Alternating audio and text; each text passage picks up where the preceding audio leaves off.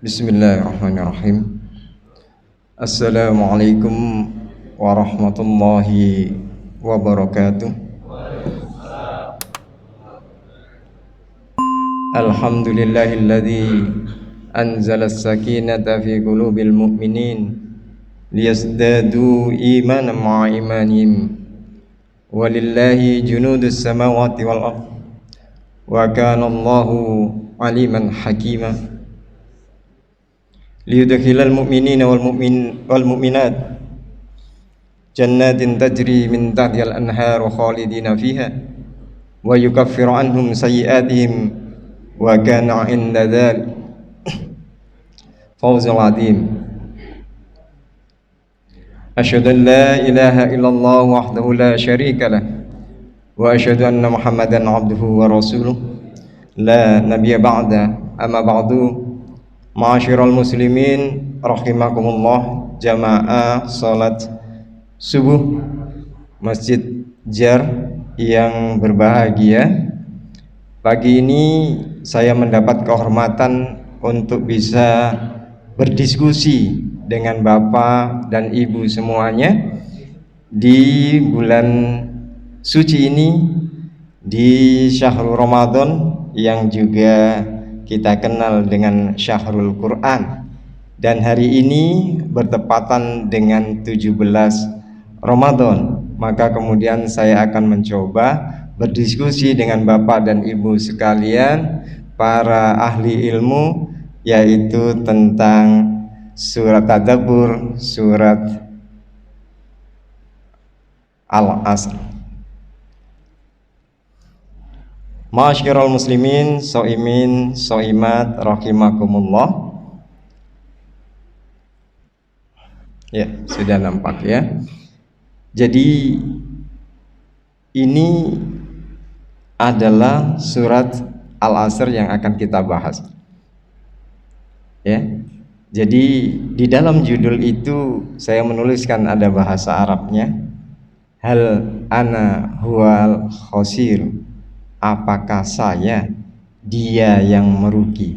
Jadi ini bentuknya adalah introspeksi, bentuknya adalah pertanyaan untuk diri sendiri, gitu ya. Apakah saya termasuk mereka yang merugi?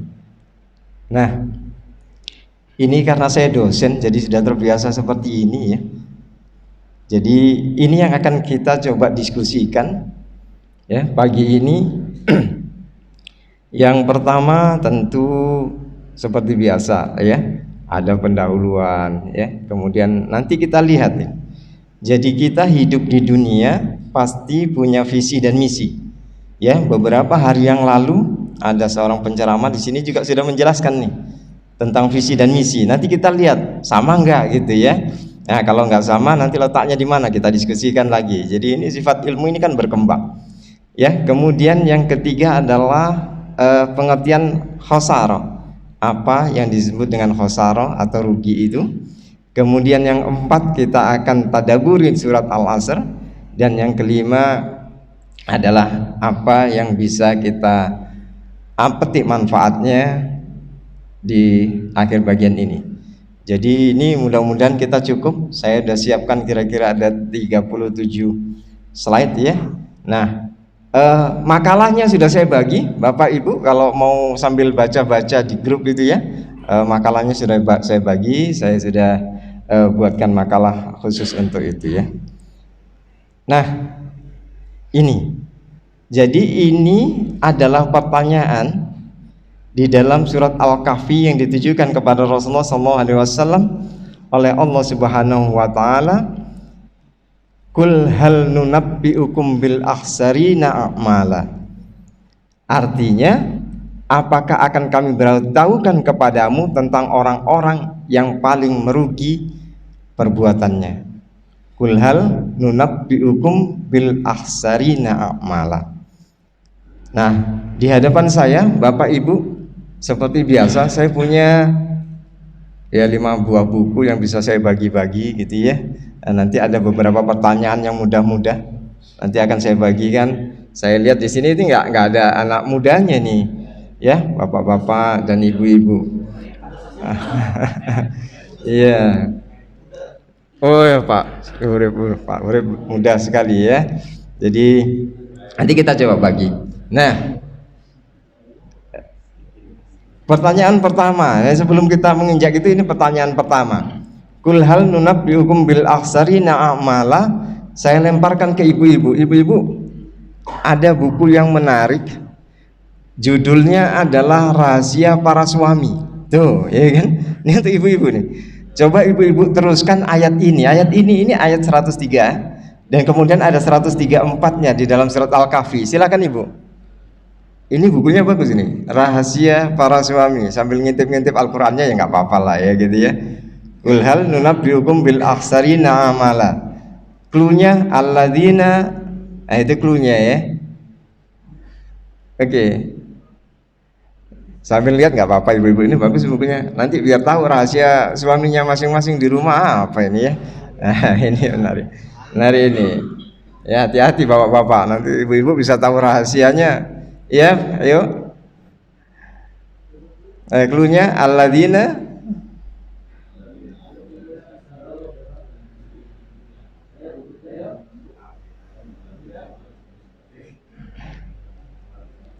Oke ya.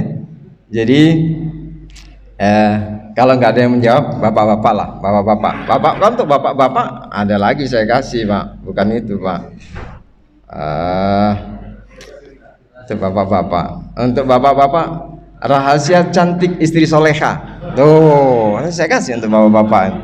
Ayo Pak, lanjutin Pak. Kul hal nunabbiukum bil akhsarina mala alladzina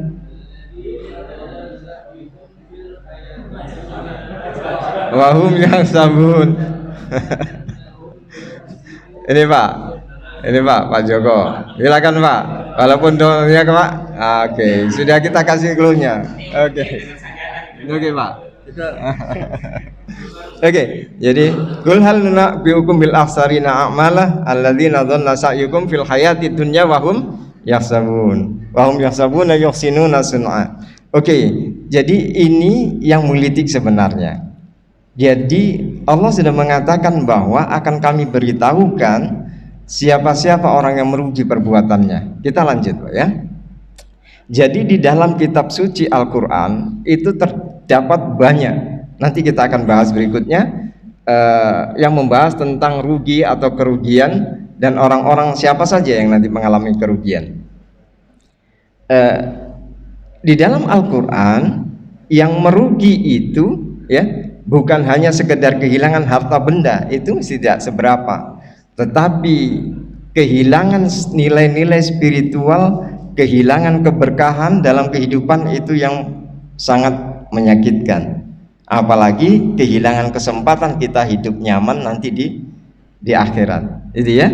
Oleh karena itu penting bagi kita bersama selalu mendiskusikan, memahami, mentadabburi ayat-ayat berkaitan dengan kerugian dalam Al-Quran dan mengambil hikmah dari pesan yang terkandung di dalamnya. Oke, nah manusia itu diciptakan Allah dalam bentuk yang sempurna. Kemudian di dalam surat At-Tin sudah dijelaskan bahwa manusia diciptakan dengan kesempurnaan. Kemudian di dalam surat As-Sajdah yang tiap Jumat kita baca di sini di salat subuh juga memberikan bahwa Allah menciptakan segala sesuatunya dengan yang paling baik.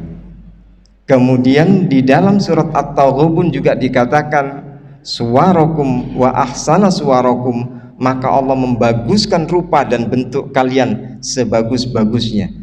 Nah, kita sudah diciptakan Allah, kemudian kita dikasih modal juga. Itu yang kita sebut dengan modal dasar. Sama seperti kita ketika akan berusaha, berupaya, maka kita punya modal. Setelah kita modal, maka ada proses. Nah, di dalam proses kemudian kita akan memiliki hasil akhir. Ini sama juga. Jadi Allah di dalam Al-Quran juga sudah mengibaratkan seperti itu. Ini kamu tak kasih modal nih. Nah, ini nanti kamu berproses. Setelah berproses kamu akan mencapai hasil akhirnya. Nah, modal dasarnya itu kita semua sama. Dikasih 5 juta. 5 juta, 5 juta, 5 juta, semuanya 5 juta. Tetapi di dalam prosesnya nanti mungkin berbeda. Kalau prosesnya berbeda, maka hasil akhirnya juga akan berbeda. Saya ambilkan beberapa pendapat. Yang satu adalah, ya tadi sudah dikatakan, ini saya cuplikan pendapat oleh Al-Karim namanya, bahwa analogi dalam Al-Quran itu modalnya ya modal awal, usaha, hasil akhir, seperti sudah dijelaskan. Kemudian yang kedua, ada yang bernama Abdullah. Modal dasar atau potensi manusia itu terdiri dari potensi internal dan potensi eksternalnya. Ya, potensi internalnya itu ada kefitrahan manusia, fitriyah manusia. Ya. Kedua ada ruhiyahnya, ruh yang dihembuskan ke dalam diri manusia itu. Kemudian ada akliyahnya, ada akalnya, dan kemudian ada potensi jasmani. Nah, sedangkan yang dari luar itu ada eksternal, itu ada potensi huda, petunjuk, hidayah yang diberikan Allah, dan kemudian potensi lingkungan atau yang dikatakan olehnya itu dengan potensi alam. Bapak, Ibu, Saimin Saimat rahimakumullah. Kemudian ada lagi, ya, potensi dasar yang diberikan Allah itu berupa al-jism. Ya, ini pendapat yang berikutnya, ada ruh, an-nafs, al-qalb, al-aql, al-fitri. Nah, ini satu pembahasan yang lebih detail sebenarnya, lebih dalam kalau kita sudah berdiskusi tentang apa itu ruh, nafs, qalb, al-aql gitu ya, sampai kemudian fitrah. Itu diskusinya cukup mendalam. Mudah-mudahan lain kali kita bisa berdiskusi tentang ini. Nah, sebenarnya diskusinya tentang ini adalah tentang penciptaan manusia. Jadi itu hal yang menarik juga sebagai topik, bagaimana penciptaan manusia. Dan sebenarnya saya dikasih tema oleh DKM hari ini itu adalah sejarahnya Nabi Adam dan Nabi Israel. Dan Bani Israel, Bani Adam dan Bani Israel, gitu ya. Oke lah. Jadi kalau Bani Adam dan Bani Israel sebenarnya, kalau saya itu suka nyingkat-nyingkat Pak Endang. Saya cukup satu aja, ayatnya panjang di surat Maryam gitu ya. Ulaikal ladzina an'amallahu 'alaikum minan nabiyyina min dzurriyyati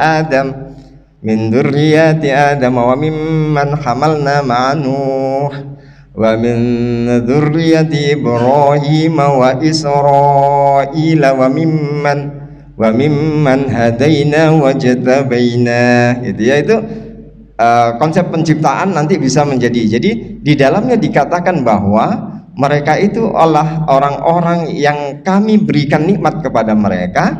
Mereka adalah keturunan nabi-nabi, dimulai dari min dzurriyyati Adam, dari anak cucunya Adam. Setelah anak cucunya Adam, kemudian Allah sebutkan wa mimman hamalna ma'a Nuh, dan beserta mereka-mereka yang berlayar berserta Nabi Nuh. Ya, karena di situ itu terputus tinggal mereka-mereka yang ada di kapalnya Nabi Nuh. Gitu ya. Kemudian berikutnya wa min dzurriyyati Ibrahim, dan kemudian dari anak cucunya Ibrahim. Yang kita tahu anak cucunya Ibrahim menjadi dua. Yang satu arahnya ke Ishak, yang satu arahnya ke Ismail. Ismail kemudian ke baginda Rasulullah SAW. Sedangkan yang ke Ishak, kemudian Ishak punya anak namanya adalah Yakub. Dan Yakub itulah yang dijuluki Allah dengan Israel. Maka sangat terlarang bagi kita kemudian dasar Israel lu, gitu ya, itu tidak boleh karena dalam ayat ini ya. Nah, kemudian ayat terusnya dikatakan bahwa juga diberikan nikmat oleh Allah adalah orang-orang yang diberi petunjuk dan orang-orang yang dipilih. Mudah-mudahan kita yang hadir adalah orang-orang termasuk yang diberi petunjuk dan termasuk yang dipilih oleh Allah Subhanahu wa ta'ala. Amin ya rabbal alamin. Oke, ini selanjutnya yang disebut modal awal dalam konteks Al-Quran itu, ini sebenarnya yang paling tepat. Jadi modal awal yang diberikan kepada kita itu adalah keimanan, kemudian ada waktu, ya, tenaga dan kesempatan hidup. Nah, kesempatan hidup itu adalah umur yang diberikan Allah kepada kita. Oke, jadi ini modal dasar. Jadi modal dasar yang kita terima sama. Cuman memang prosesnya nanti kita dalam mengolahnya itu yang berbeda-beda. Ada yang pintar mengolah, hasilnya tentu akan semakin baik. Kalau tidak mampu mengolahnya, ya hasilnya ya segitu-segitu aja, tidak baik. Oke, kita lanjutkan. Bahwa manusia, kita sadari diri kita itu sifatnya adalah tidak statis. Kita itu selalu berubah-ubah. Maka hari ini itu boleh jadi berbeda dengan hari yang besok. Saya pernah belajar filsafat, Bapak Ibu. Jadi filsafat itu ya harus kuat-kuat juga. Kalau nggak kuat ya jangan. Contoh, saya memegang HP ini saya pegang, kemudian saya letakkan. Belum sampai beberapa detik saya ambil lagi. Maka di dalam ilmu filsafat, HP yang saya ambil dan saya letakkan tadi itu sudah berbeda dengan HP yang saya ambil lagi sekarang. Itu ilmu filsafatnya. Kenapa berbeda? Karena berbeda oleh waktu. Maka dia sudah terjadi perubahan. Maka itu sudah berbeda, gitu. Ya. Kemudian dan lain sebagainya. Gitu. Jadi kita ini dinamis. Masyarakat kita juga dinamis. Nah, karena kita dinamis, tapi tadi dikatakan bahwa manusia itu sempurna, maka kesempurnaan itu membuat kita memiliki tanggung jawab. Nah, tanggung jawab itu yang kita harus pertanggungjawabkan kepada Allah yang telah menciptakan kita sedemikian sempurna. Maka di dalam kehidupan kita sudah ciptakan, maka kita harus menetapkan visi dan misi. Maka kita tuliskan di sini adalah visi dan misinya manusia. Apa visi? Visi itu adalah cantolan kita yang akan memberikan kita fokus untuk menuju ke sana. Saya yakin di sini ini organisatoris semua, jadi sudah pahamlah tentang apa itu visi. Banyak bekerja di perusahaan juga. Tapi yang harus diingat adalah visi itu harus visioner. Bapak Ibu yang berbahagia, kadang-kadang kita lupa bahwa visi kita belum sangat visioner. Contoh, pernahkah terbetik di dalam hati kita ketika kita meminta surga, kita minta surga Firdaus? Kadang-kadang kita coba berdoa, Allahumma inna nas'aluka ridhaka wal jannah. Selesai ya? Sampai jannah. Jannahnya Allah banyak, tapi jannahnya yang tertinggi yang akan ditempati oleh para rasul dan syuhada adalah surga Firdaus. Maka itu visioner. Visi kita harus kita tempatkan di tempat yang paling tinggi. Itu yang perlu kita canangkan sebagai visi. Nah, saya berpendapat bahwa misi kita sebagai manusia itu adalah sebagaimana yang tertera di dalam surat Al-Kahfi ayat terakhir. Qul innama ana basyarum mislukum yuha ilayya annama ilahukum ilahu wahid. Ya, kemudian lanjutan ayatnya ini yang menjadi visi kita seharusnya. Faman kana yarju liqa'a rabbih, barang siapa yang mengendaki perjumpaan dengan Tuhannya, maka visi kita lebih dari sekedar Firdaus. Visi kita adalah kita ingin agar kita berjumpa dengan pencipta kita sebagaimana di dalam surat Al-Kahfi ini. Itu visi kita. Jadi visi kita jauh nih. Ya, jadi kita sepakat ya. Ya mudah-mudahan kita sepakat bahwa visi kita samakan, ini visi kita. Jadi visi kita adalah bagaimana kita berupaya dengan modal dasar untuk bisa sampai di sini. Yarju liqa'a rabbih. kita bersama-sama kembali dan bertemu kepada Tuhannya nanti. Itu ya Bapak Ibu. Oke. Nah, ketika kita akan menggapai visi itu, maka kita akan membuat perencanaan yang dituangkan dalam misi. Jadi misi itu bisa banyak, visi jangan banyak-banyak. Visi kita satu saja sudah cukup, tapi misi untuk mencapai ke arah sana itu bisa kita perbanyak, berapapun. Ya, nah, tetapi Allah sudah memberikan clue juga kepada kita. Allah sudah memberikan clue kepada kita bahwa ini loh misimu, ya. Allah sudah mengatakan ini misimu nih yang tertinggi. Tapi Allah juga memberikan clue bahwa ini adalah misi yang harus kalian lakukan supaya sampai ke sana. Itu maha rahmannya Allah, maha rahimnya Allah. Jadi kemudian kita harus melihat apa misi yang sudah ditetapkan oleh Allah. Itu ya.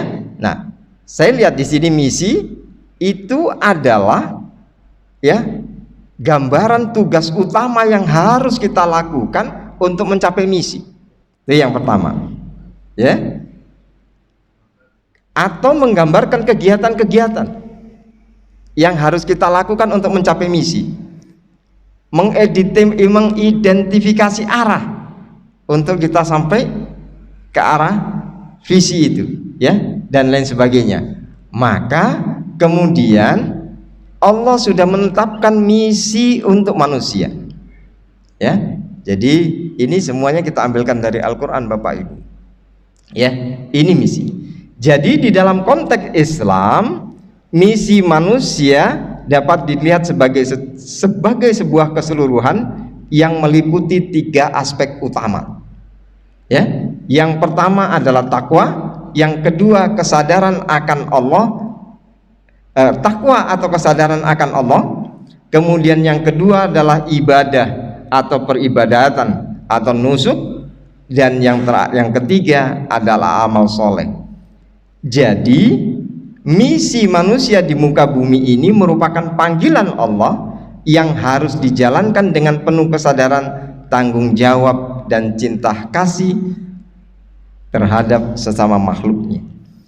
Di dalam Al-Quran, setelah kita gali, maka ada 3 misi yang sudah ditetapkan oleh Allah untuk manusia. Pertama, yang kita sebut dengan misi utama. Allah sudah menentukan, ini loh misi utama kamu di dunia. Yang kedua adalah ini loh misi fungsional kamu yang harus kamu lakukan.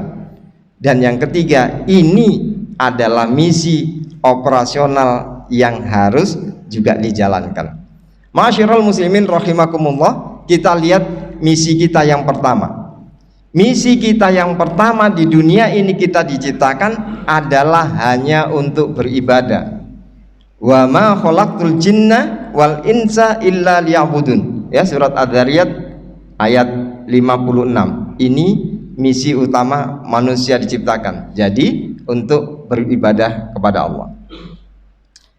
Kemudian misi yang kedua adalah sebagai fungsional.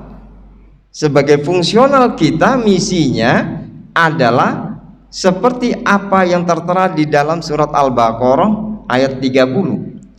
Wa idz qala rabbuka lil malaikati inni ja'ilun fil ardi khalifah.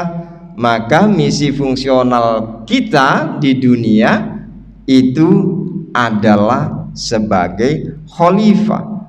Khalifah itu wakil, maka kita adalah wakil Allah yang diturunkan di dunia ini. Ini harus kita emban misi ini. Berat memang tanggung jawabnya, dari depan sudah kita sampaikan. Ini adalah misi fungsional. Kemudian misi yang ketiga yaitu misi operasional.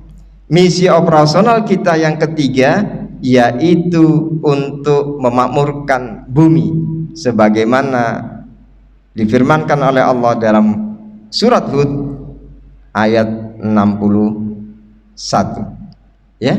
Jadi misi yang berikutnya adalah kita memakmurkan bumi. Bagaimana kita memakmurkan bumi? Memakmurkan bumi, kita menjaga bumi, mengolah sumber dayanya dan lain sebagainya, ya. Kemudian tidak menyebabkan sesuatu dan lain sebagainya punah. Kita bersama-sama menjaga, itu termasuk salah satu bagaimana misi operasional. Jadi ada 3, Bapak Ibu, kita yakin kita bisa berdiskusi bersama bahwa itu adalah misi yang sudah kita emban ketika kita hadir di dunia ini. Baik, sekarang kita sampai kepada apa yang kita sebut dengan khosaro, ya, khosaro atau kerugian. Jadi kalau ada film judulnya Ayat-ayat Cinta, pagi ini judul kita adalah ayat-ayat rugi, ya, ayat-ayat rugi. Kita lihat secara umum khosaro itu ya berarti merugi, kehilangan, atau mengalami kerugian. Secara umum seperti itu khosaronya. Kalau kita buka di Kamus Al-Munawwir, khosaro diartikan sebagai rugi, menderita kerugian, lawannya dari untung, gitu ya, untung, rugi. Dapat diartikan juga sebagai sesat, ya, sesat, rusak, binasa, dan kehilangan. Oke, kita lihat lagi. Ini masih secara kata, ya. Kemudian kita buka lagi di Kamus Munjid, Al-Munjid. Jadi Al-Munjid ini tebal, Bapak Ibu.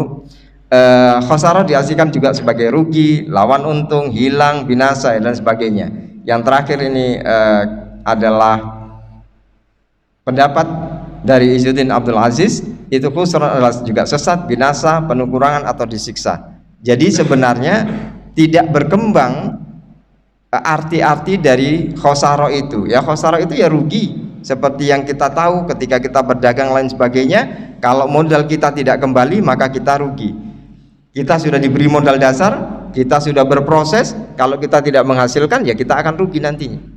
Cuman memang kerugian kita itu sudah Allah sampaikan, karena Allah sudah berikan janjinya di dalam surat As-Sajdah itu yang selalu kita baca, itu perlu kita tadaburi,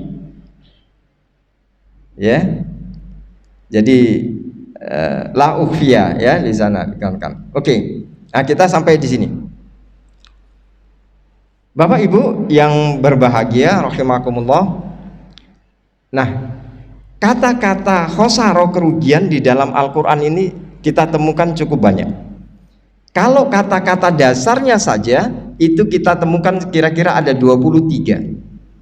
Tapi kalau dengan derivatifnya, ada turunannya dari kata-kata itu kita akan temukan sebanyak 63. Ya, di mana saja? Nah, itu ada terlihat di situ, ya. Khosaro ada 7 ayat, yaitu di Al-An'am 31, 140, An-Nisa ayat 119, Yunus dan lain sebagainya. Ya. Nah, ini jumlahnya. Kemudian ada kata khosiru, kemudian ada bentuk mudhoreknya, itu ada yusiru, ada yusirun, ada khusron, ada macam-macam, ya. Itu jumlahnya segitu banyak. Ada 63 total seluruhnya. Nah, ini lagi derivatifnya dalam bentuk yang jamak. Kalau tadi mufrad, single, ini kita punya yang jamak, ya. Nah, ini sudah kita sampaikan semua. Nanti misalnya ada kesempatan di rumah, bisalah dibaca-baca apa saja kata-kata yang mengandung kerugian itu, ya. Nah, kemudian para mufassir, para alim ulama kita dari keseluruhan itu maka dapat ditarik kesimpulan bahwa pemahaman kata rugi yang dijelaskan dalam Al-Quran itu ada 5 keadaan, ya.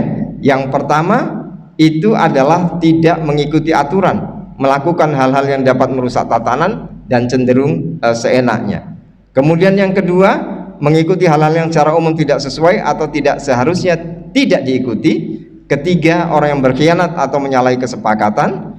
Keempat, perintah kepada kita untuk fair atau adil atau tidak melakukan kecurangan. Dan yang kelima adalah fokus pada satu hal yang tidak prinsip, ya. Jadi fokus pada satu hal yang tidak prinsip dan melalaikan hal lain yang lebih penting. Nah, ini adalah kesimpulan dari banyaknya ayat yang menjelaskan tentang hal-hal yang rugi dan merugikan kita ini, ya.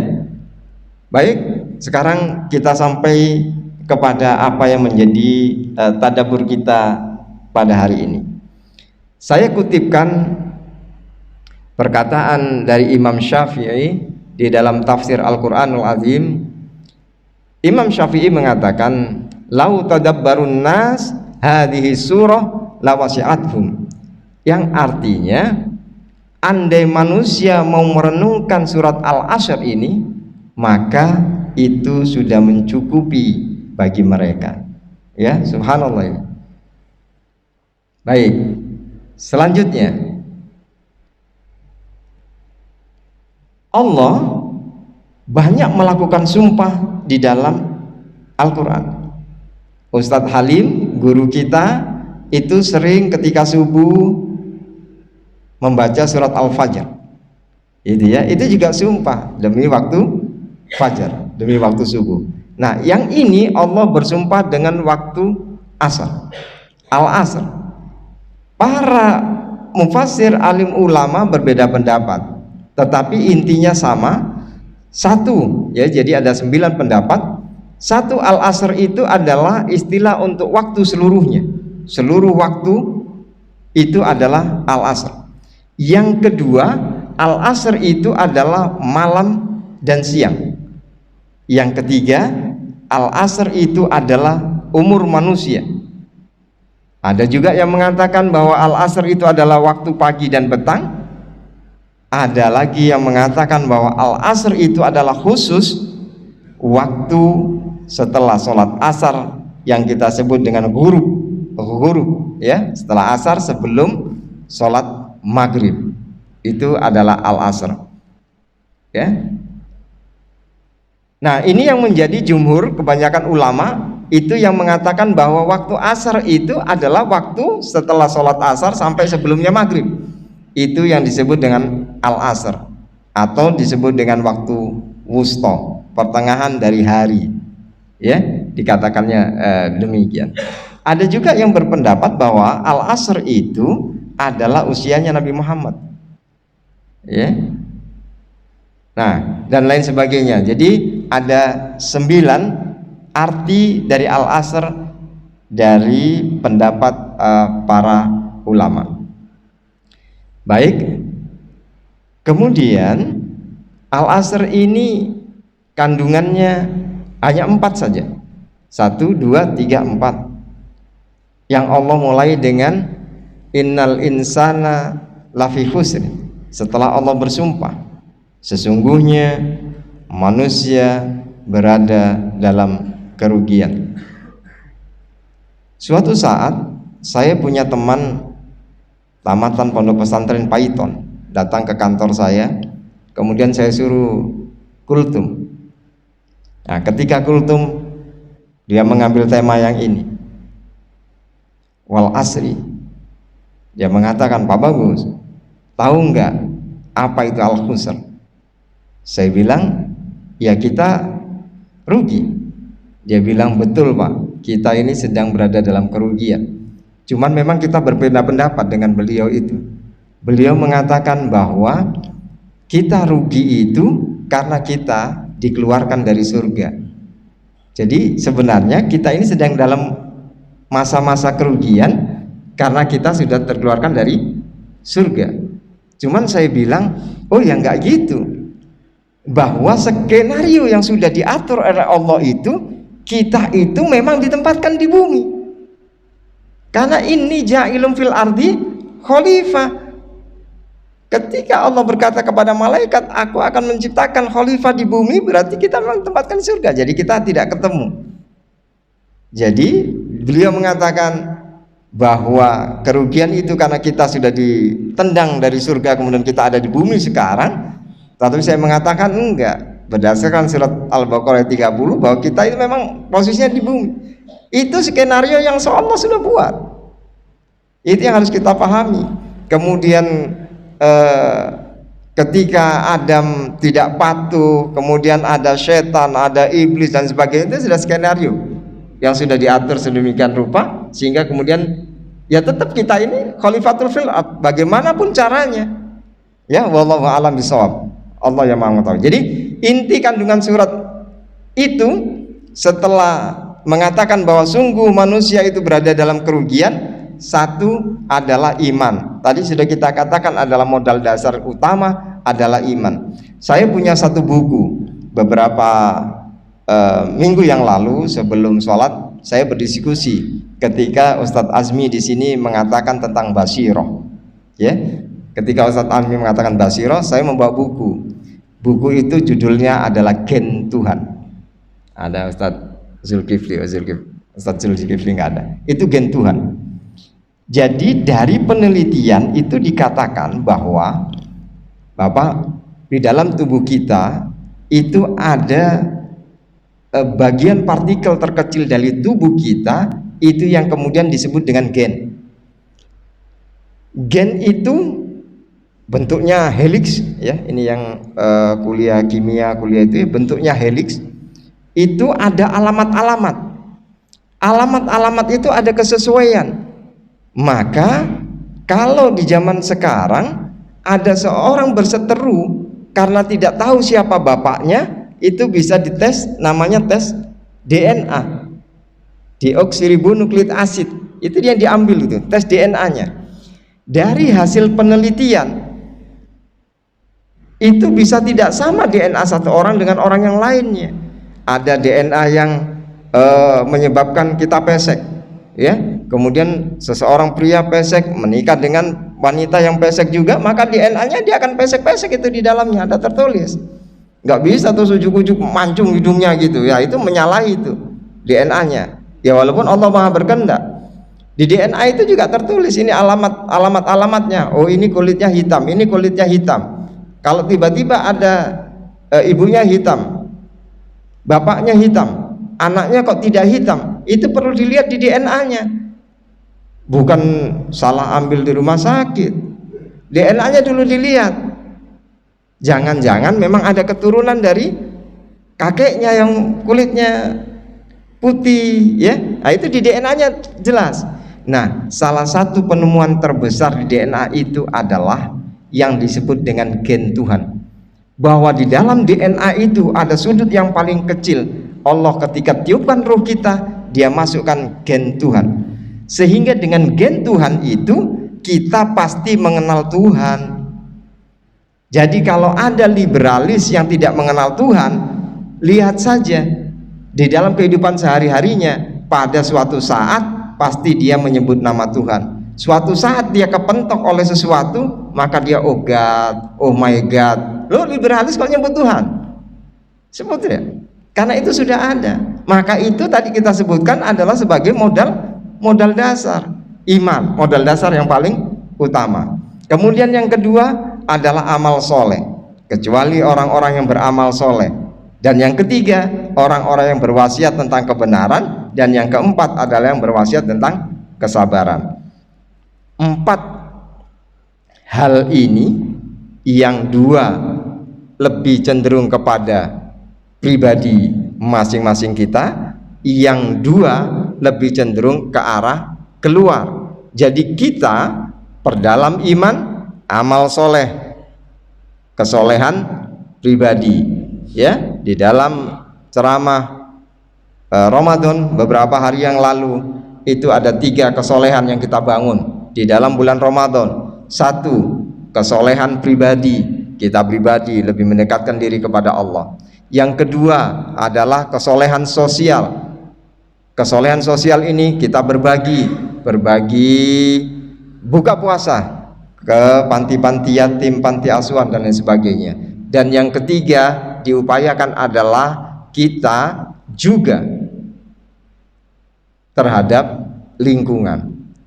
Ya, itu yang terbentuk sebenarnya di dalam bulan puasa, ya. Nah, oke. Yang 2, iman dan amal soleh itu ke pribadi kita. Yang 2 keluar. Jadi bagaimana kita bisa berwasiat kebenaran, kita bisa berwasiat tentang kesabaran. Kita lihat. Maka dapat kita simpulkan dari surat Al-Asr ini, itu adalah tingkatan manusia. Oke, saya percepat ya, 10 menit lagi lah. Dari surat Al-Asr itu ada 4 tingkatan manusia. Yang pertama, mengilmui atau mengenal kebenaran, mempunyai ilmu dari hasil belajar. Maka dengan hasil belajar kita lebih mengenal apa itu tentang iman. Kemudian yang kedua adalah mengamalkan kebenaran, maka kita akan beramal soleh, mengamalkan kebenaran yang telah kita ilmui. Para ulama mengatakan bahwa adab dulu, ilmu dan amal. Jadi adab, belajar dulu adab kita. Imam Syafi'i belajar adab 6 tahun, bagaimana tata cara berilmu, kemudian menuntut ilmu, dan setelah itu baru beramal. Maka amal yang tanpa ilmu itu akan tertolak. Amal tanpa ilmu ya hasilnya juga sedikit. Kemudian yang ketiga adalah mengejarkan kebenaran kepada yang lainnya yang belum tahu, saling menasihati dalam kebenaran satu dan lainnya dengan mengajarkan dan memberikan petunjuk. Dan yang keempat yang bisa kita tarik dari surat Al-Asr ini adalah bersabar ketika belajar, bersabar ketika beramal, bersabar ketika kita mengajar. Ya, saling menasihati dalam kesabaran, bersabar di atas kebenaran, saling menasihati agar bersabar dan istiqomah. Bapak Ibu rahimakumullah. Nah, ketika Allah tadi bersumpah demi waktu asar bahwa manusia itu berada dalam kerugian, ada 2 jenis kerugian. Itu yang harus kita paham. Ya, yang pertama kerugian yang mutlak, yang mengacu pada seorang merugi di dunia dan akhirat. Maka kerugian mutlak ini adalah orang-orang kafir yang tidak percaya adanya Tuhan dan tidak mengimani Allah serta tidak berislam. Dan yang kedua ada kerugian yang partisan. Sebagian saja kita akan merasa rugi nanti di sana, sebagiannya mungkin kita akan merasa beruntung. Ya, jadi itu. Kemudian Bapak Ibu rahimakumullah, apa yang bisa kita lihat bahwa ini yang perlu kita tekankan, bahwa yang tadi di dalam surat Al-Asr itu adalah yang pertama, kecuali orang-orang yang beriman. Iman itu diperoleh dari ilmu. Untuk meningkatkan iman kita, ilmu kita harus kita tambah.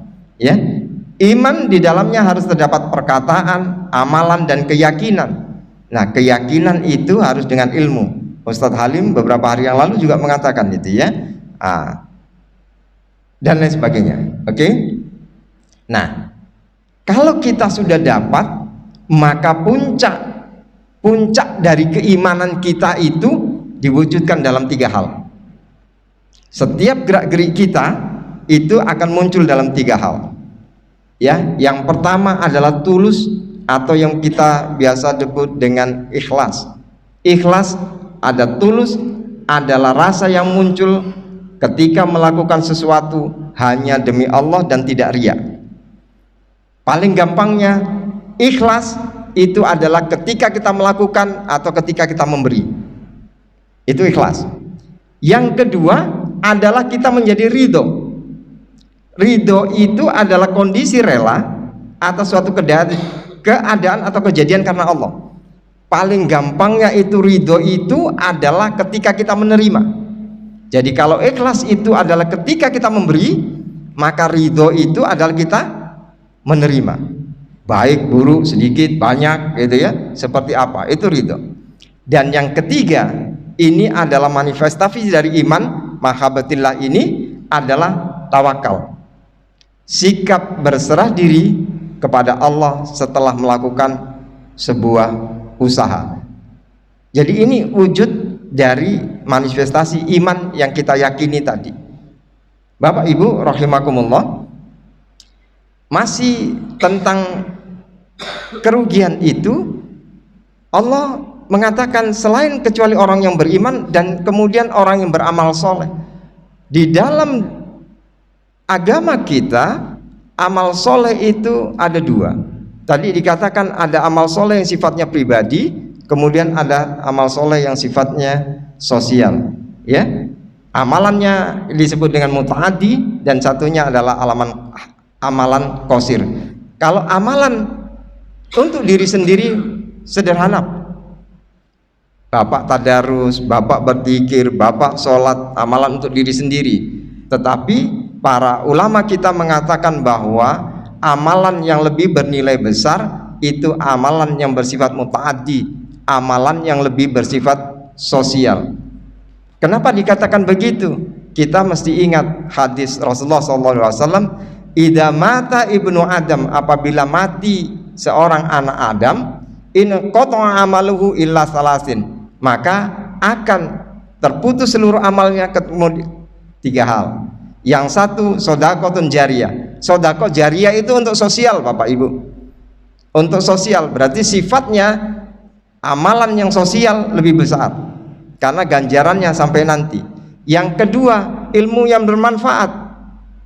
Kita punya ilmu, kita ajarkan bermanfaat terus menerus, maka itu juga sifatnya sosial.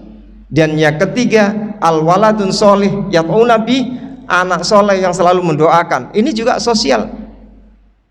Tidak mungkin anak kita yang tidak kita didik kemudian akan mendoakan kita. Ketika kita mendidik anak kita dengan baik, maka dia akan bersosialisasi di lingkungannya, dia menjadi baik. Maka itu juga sebagai amalan. Jadi amalan mutaaddi, amalan yang sosial itu ayo lebih kita giatkan, karena itu akan bernilai dampak yang lebih besar di sisi Allah Subhanahu wa taala. Bapak Ibu rahimakumullah, kemudian saling menasihati, ya, menasihati itu ada 3 dengan kesabaran itu, sabar dalam melakukan ketaatan, sabar dalam menjauhi maksiat, dan sabar dalam menghadapi takdir Allah yang terasa menyenangkan atau yang menyakitkan. Jadi itu adalah kesabaran. Kita lanjut lagi sedikit. Kemudian tadi kita sudah katakan bahwa iman itu adalah potensi dasar yang ada pada diri kita. Nah, tanpa iman maka seperti disampaikan dalam surat An-Nur ayat 39, walladzina kafaru a'maluhum kasarabi, ya. Jadi amalnya orang-orang kafir itu seperti fata morgana. Kita tahu fata morgana, ya. Kalau kita di jalanan beraspal, seolah-olah di ujung sana itu ada terlihat seperti air. Apalagi kalau kita pas haus-hausnya nih, kita datangi ternyata air tidak ada. Itu yang terjadi ketika Siti Hajar berlari itu dari Safa Marwah. Oh, di sana dilihatnya seperti ada air, lari ke sana, dilihat tidak ada, lari. Nah, itu adalah amalan orang kafir. Jadi amalan apapun yang dilakukan oleh orang-orang kafir yang tidak beriman kepada Allah, itu seperti fata morgana. Nah, itu dilanjutkan lagi di surat Al-Furqan ayat 23, ya, yang maka Allah mengatakan, dan kami hadapi segala amal yang mereka kerjakan, lalu kami jadikan amal itu bagaikan debu yang berterbangan. Jadi potensi dasar kita iman. Kalau ada iman baru dihitung amal kita. Kalau nggak ada imannya nggak dihitung. Udah seperti fata morgana aja. Kamu mau melakukan kebaikan seperti apapun, ya tidak ada gunanya. Tidak ada gunanya. Ya, itu ada. Oke. Terakhir bahasan kita tentang surat Al-Asr ini adalah keutamaan dari surat Al-Asr. Satu. Salat asar ini adalah yang disebut dengan salat wusta. Ya, di dalam surat Al-Baqarah 238 Allah berfirman, hafidhu ala sholawati wa sholatul wusta. Ya, dan peliharalah semua salatmu, dan peliharalah, khusus Allah sebutkan peliharalah salat wusta. Itu adalah salat asar. Oke, satu keutamaan waktu asar ini.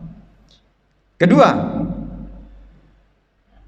keutamaan yang kedua, dengan menjaga sholat wusta ini adalah salah satu penyebab kita akan masuk ke dalam surga. Ya, sebagaimana hadis yang artinya man sholla bardain, sholat bardain itu sholat 2 rakaat. Apa itu? Sholat bardain itu yaitu sholat subuh dan sholat asar, maka menyebabkan salah satu penyebab dia masuk ke dalam surga. Kemudian yang ketiga, ya, sholat asar juga menjadi salah satu penghalang kita masuk neraka. Ya, tidak akan masuk neraka orang yang melaksanakan sholat sebelum terbitnya matahari, yaitu subuh, itu sholat bardain, dan sebelum tenggelamnya matahari, yaitu sholat asar. Oke, dan yang terakhir, Bapak Ibu, ini adalah kerugian, ya. Jadi ada keuntungan tentang sholat asar. Ini keutamaan juga sholat asar ini disebutkan. Barang siapa yang meninggalkan sholat asar, maka hapuslah amalannya. Jadi jangan sampai lupa kita. Nah, tetapi para fuqaha mengatakan bahwa kehilangan amal itu terjadi menurut keadaannya. Kalau seseorang memang sudah terbiasa meninggalkan sholat asar, maka memang hapus semua itu amalannya. Tetapi kalau dia meninggalkan 1 hari sholat asar pada suatu keadaan, maka amalnya pada hari itu yang hapus, hilang. Jadi ini keutamaan sholat asar. Kita sudah sampai penghujung, tepat waktunya sudah 10 menit setelah setelah masuknya waktu syuruk, Bapak Ibu. Jadi kesimpulan kita adalah berdasarkan surat At-Tin bahwa manusia itu sudah diciptakan secara sempurna dan paripurna. Demikian juga bentuk dan rupa kita sebagaimana dalam surat As-Sajdah dan surat At-Taghabun. Keduanya adalah modal awal dan potensi harus kita tumbuh kembangkan untuk menggapai visi kita, yaitu yarju liqa'a rabbi, supaya kita bersama-sama diberikan kenikmatan yang paling besar. Kenikmatan dan kemenangan yang besar adalah kita bisa bertemu dengan Allah Azza wa Jalla di akhirat kelak. Demikian saya kira yang bisa saya sampaikan, kurang lebihnya mohon dimaafkan. Kita tutup dengan kafaratul majlis. Subhanakallahumma wa bihamdik asyhadu an la ilaha illa anta astaghfiruka wa atubu ilaik. Assalamualaikum warahmatullahi wabarakatuh.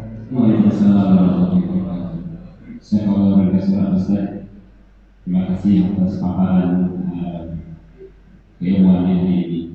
Saya akan menginformasikan kepada jamaah sekalian nanti siang ini pada zuhur kita ada kuliah zuhur yang akan dibawakan oleh pemateri kita, narasumbernya Dr.